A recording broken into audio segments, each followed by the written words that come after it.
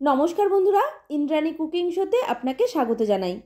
आज के आपनादेर साथे एकदम दोकानेर मतो झाल झाल मुचमुचे मुखरोचक चिड़े भाजा रेसिपि शेयर करब। এই মুচমুচে চিড়ে ভাজা গরম গরম চা কিংবা কফির সাথে ভীষণই ভালো লাগে। আর এইভাবে চিড়ে ভেজে আপনি এক মাস যে কোনো টাইট কৌটোতে ভরে স্টোর করতে পারবেন। কোনোভাবে তেল ছিটে গন্ধ হবে না আর খারাপও হবে না। তাহলে চলুন রেসিপিটা এবার ঝটপট দেখে নেওয়া যাক।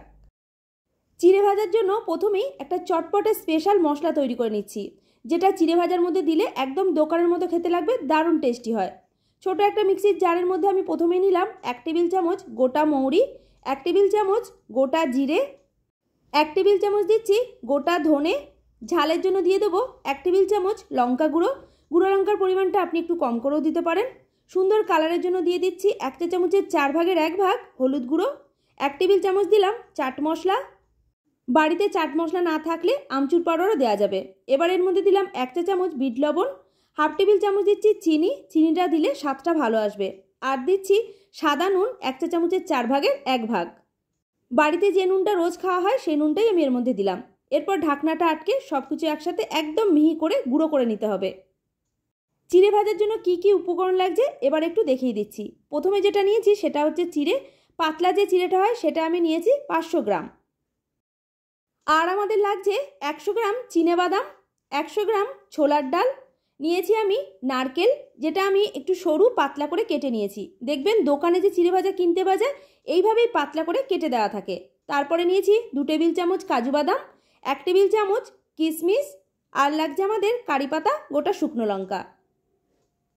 অনেক সময় চিড়ের মধ্যে অনেক নোংরা থাকে, তার জন্য একটা প্লেটের মধ্যে ছাঁকনি বসিয়ে এর মধ্যে অল্প অল্প করে চিড়ে দিয়ে একটু ভালো করে চালিয়ে নিচ্ছি। এতে গুঁড়োটা আলাদা হয়ে যাবে। তা না হলে এইভাবে যদি চিড়েটা ভাজা হয় তেলটা খুব তাড়াতাড়ি পুড়ে যাবে। পুরো চিড়েটা চালিয়ে পরিষ্কার করে নেওয়ার পর একটা সাইডে রেখে দিয়েছি। এবার এগুলোকে ভাজার জন্য আগে থেকেই রিফাইন তেল গরম হতে বসিয়ে দিয়েছিলাম। তেল যখন ভালোভাবে গরম হয়ে গেছে গ্যাসের ফ্লেমটা মিডিয়াম টু লোতে করে দিলাম। তারপর ওপর থেকে একটা ছাঁকনি বসিয়ে প্রথমে আমি এর মধ্যে বাদামগুলোকে দিয়ে ভেজে নিচ্ছি। এইভাবে একটা ছাঁকনির মধ্যে রেখে যদি সবকিছু ভাজা হয় তাহলে খুব বেশি হয়ে পুড়ে যাবে না। আর বাদাম কিন্তু খুব বেশি পরিমাণে ভাজার দরকার নেই, তাহলে তেতো হয়ে যাবে।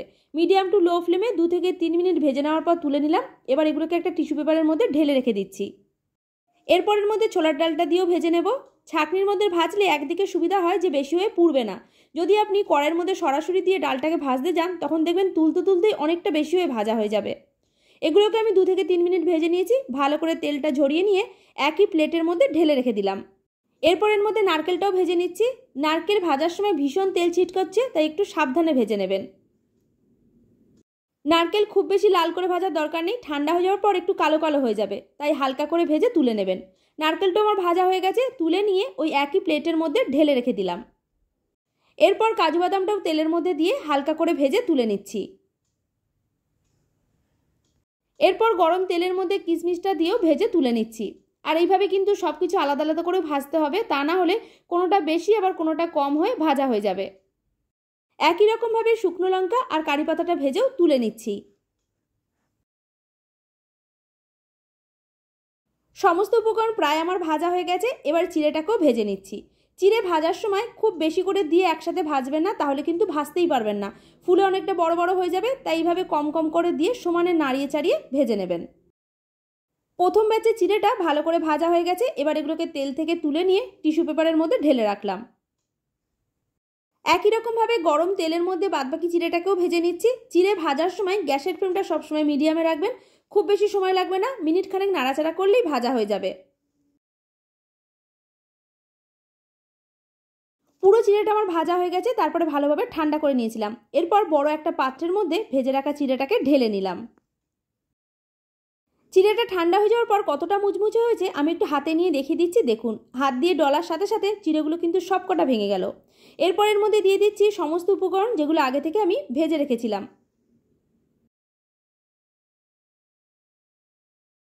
দোকানের মতো টেস্ট আনার জন্য এবার এর মধ্যে মিশিয়ে নিচ্ছি চটপটা মশলা, যেটা আগে থেকে আমরা তৈরি করে রেখেছিলাম। পুরোটা দিলাম না, হাফের বেশি দিয়ে দিলাম।